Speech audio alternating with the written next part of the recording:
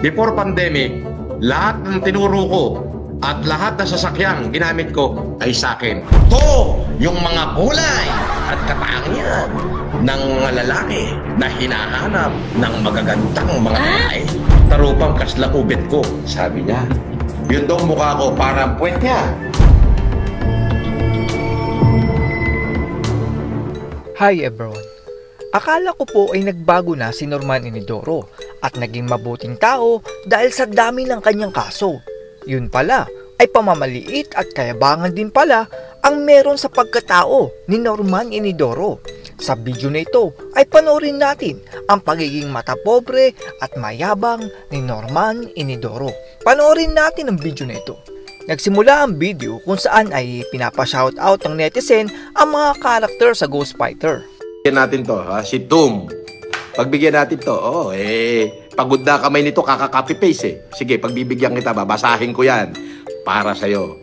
Idol FLM, pa-shoutout po sa tatay ko at mga kapatid ko na nasa Japan. Pakinggan mo to, Ian ha. Daddy daw niya si Jeremiah. Yung kuya niya si Eugene. At yung kanyang kuya Taguro. Hindi mo sinama si Vincent. Hindi mo sinama si Alfred. Ang magkapatid, si Sensui at saka si Taguro. Ikaw naman at bupis ko. Dito, mapapansin natin na hindi nanonood pala ng One Piece itong si Norman Inidoro. Sabi ni Kobe Lebrons, ba? Kobe na, Lebron pa. From New Zealand. Ikaw idol ko since pandemic. Shout out naman po sa pamilya ko.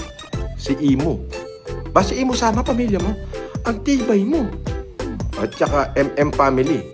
Si Gorese. Pati na rin si Rax. Ba, ang titibay ng pamilya nito. Si Goku, ayaw mo i-shout out. Tsaka si Goten, si Gohan. Kobe Lebron ng New Zealand. Thank you. Mukhang hindi rin pala naglalaro ng Mobile Legend itong si Norman Inidoro dahil hindi niya alam na ang mga binabasa niya ay hero sa Mobile Legends. Natutuwa ako. Cipriana Alejandrino. Boss FLM, pa-shoutout po. Bexena at Eudora. God bless. Alejandrino, are you related with the Sec Janice Alejandrino of the ALG? Siya yung tigapagpasweldo ko ng pandemic. Mukhang kakaiba naman po ang pagkabigas ni Norman Inidoro sa salita na esports. Sabi ni Kalimot PH, Sir FLM, pa-shoutout po sa tropa kong si Granger at Clint from Mobile Legend family. May magaling sa Mobile Legend yung esport. Nagtanong naman ang netizen kung totoo ba daw ang mga sasakyan na niyayabang ni Norman Inidoro. 500, Jason Calixto. Basher to. Sabi niya, mangusin! Tanong lang. Oo, hindi. Lahat ng niyabang mo na sabi mo sa'yo, mga building, mga sasakyan, mga bahay, ikaw nagsabi. Lahat totoo ba? 100%, lahat yun sa'yo, walang renta. Dito ay maririnig natin ang mga kasinungalingan ni Norman Inidoro kung saan ay alam naman nating puro hangin lang. Before pandemic, lahat ng tinuro ko at lahat ng sasakyang ginamit ko ay sa akin. Yung Legrand, yung buong 35th floor nun, nakapangalan sa akin. Ang ginastos ko doon sa renovation nun, 280 million. Interior design, kompleto yun. Yung sinakyan ko, Mercedes, Bentley, Mustang, ano pa? Akin lahat yun, nakapangalan ko yun. Gusto mong hanapin, nakapangalan pa sa akin hanggang ngayon. Ang plate number, BRN. BRN 25. Pangalan ko yun. Lahat yun. Ano pa? Ubod naman ng hangin si Norman Inidoro na mahigit 100k daw ang kanyang renta pero mukhang 15,000 lang ang kanyang binabayad dito. Pero yung ngayon, itong bahay na tinitiran ko, nagre-rent lang ako. Pero mahal pa rin. Mahigit 100,000 isang buwan. Yung Porsche, akin yun. E150, akin yun, pangalan ko yun. Expedition, pangalan ko yun. Mustang, pangalan ko yun. S500, pangalan ko yun.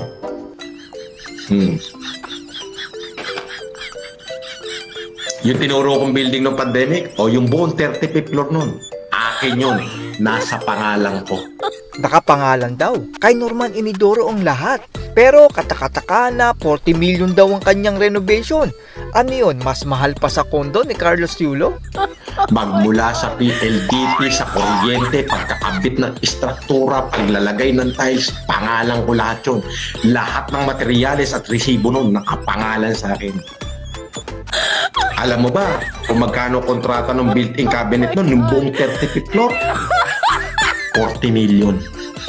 Built-in cabinet lang yun.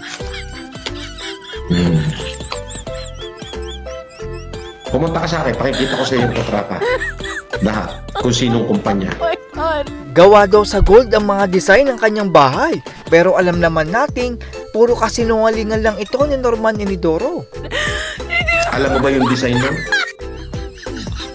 Gold. Hindi gold-goldan. Gold talaga. Hindi nyo ba nakita yon? Kung saan ako nagla-live ng pandemic, yung ang lalaki ng mga hallway, biruin mo, taas, 35th floor, may sariling security. Na hindi sakop na security ng building.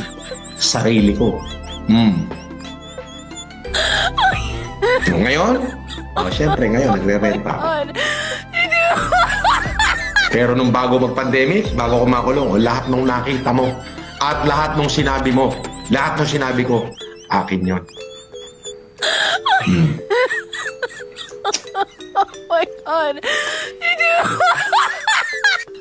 Naguluhan naman si Norman Inidoro sa kantang Tensyonado dahil hindi naman daw sila magkaaway ayon kay Norman Inidoro. Jose Philip, nakakalungkot, tensyonado, nagulat din ako nung malaman na hindi lang pala ako yung nangihinayang nung nag-away tayo nun. Ha? Boss FLM, nakakalungkot, tensyonado, nagulat din ako nung malaman na hindi lang pala ako yung nangihinayang nung nag-away tayo nun. Teka, paano naman kita nakaaway? KK on the go. Hindi naman tayo nag-away, hindi naman kita kilala, paano naman tayo mag-aaway? Grabe naman uminom si Norman Inidoro dahil minumog muna niya ang tubig bago ito inumin. Ganyan din po ba ang ginagawa niyo pagkagising niyo sa umaga? Kayo mangging tigas.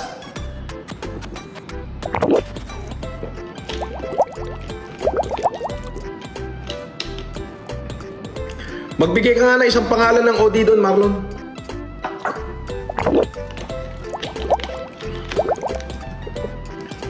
Dito ay tila may anomalyang nangyayari sa piitan at mukhang naibunyag ito ni Norman Inidoro.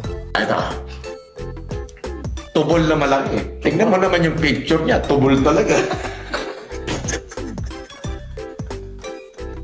Sabi, Idol FLM, ka ba sa loob ng hoyo? May tilapia doon. Tapos nagpagawa ako ng 3 kwarto ron. Alam mo yung 3 kwarto, ang bayad doon 250, 30 minutes. Bawat sa kwarto. Ano yun? Pagka ginawa ko yun para doon sa mga preso, pag may dalaw pamilya sila, syempre, miss na nila yung kanila isa't isa. Pwede sila doon sa kwarto, 250. Doon naman sa mga bilanggong walang ganon, ako na nagpapalwal. Maraming tilapia doon. Meron kami tilapia. Hindi kami marami ka. Ano kasi doon yan? Yung lugar namin, high-risk facility at high profile.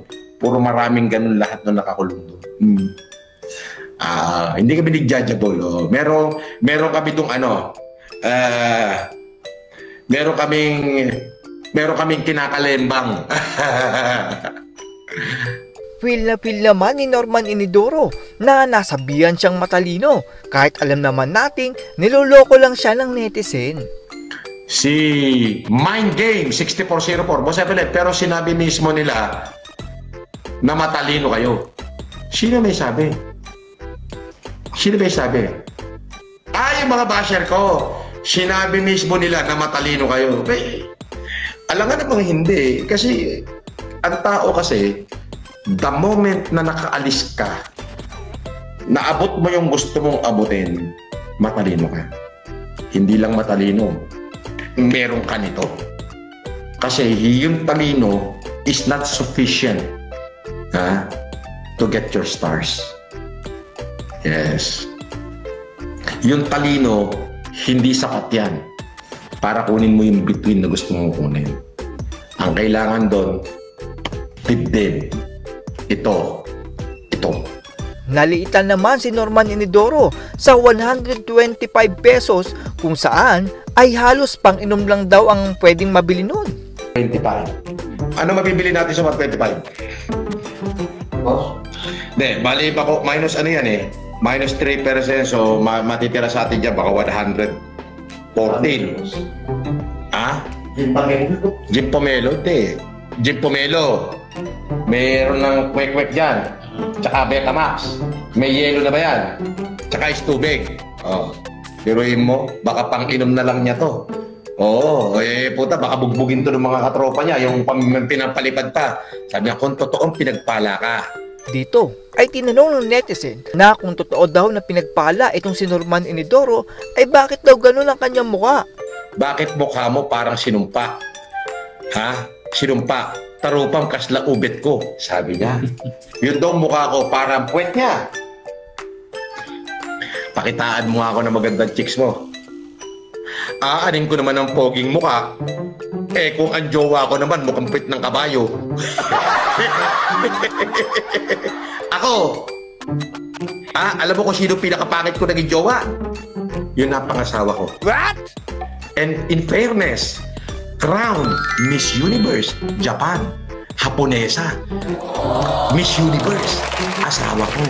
O sa lahat ng mga naging jowa ko, yun ang pinakapangit. Biruin mo, pinakapangit ko naging jowa, Crown, Miss Universe, Japan. Di mas gugustuhin ko ng ganito yung mukha ko, ang gagabang ko, kaysa naman ikaw. Gwapo ka kamo. Baka naman yung mo hanggang doon pala sa pit ng kabayo. Tawang-tawa naman si Norman Inidoro at tila minamaliit ang palipad ng netizen. Grabe talaga itong si Norman Inidoro.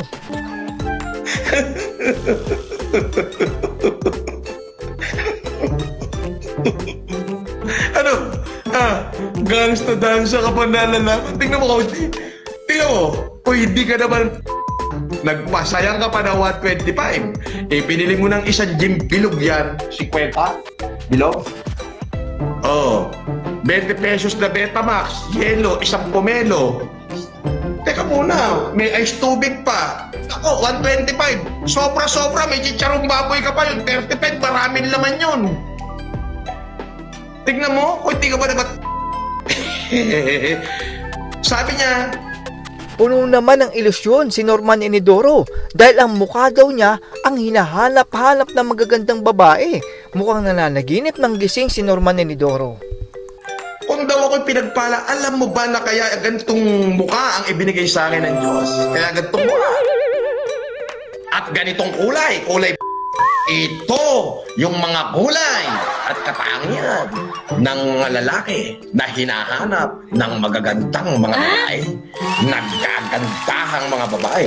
Ewan ko sa'yo, kung sinasabi mong ang mukha ko'y pwet mo lang, ibig sabihin, gwapong-gwapo ka. At yan po ang mga hindi magandang ugali ni Norman Inidoro. Akala ko pa naman ay nagbago na si Norman Inidoro. Mukha kasi siyang talunan at hindi nagmumura doon sa mga nakaraang videos niya. Pero pagpapanggap lang pala iyon at ang akala ko na pagbabago ni Norman Inidoro ay isang pagkukunwari lang pala ito sa ating mga kababayan. Kung magpapalipad po kayo bilang suporta sa kanya ay wala namang problema. Pero sa mga OFW at iba nating kababayan na magbibigay ng palipad upang itulong sa mga Pilipinong naghihirap ay paniguradong diretso ito sa bulsa ni Norman Inidoro. That's all everyone. Salamat sa inyong panonood. This is Jack and you're watching Biker Drone.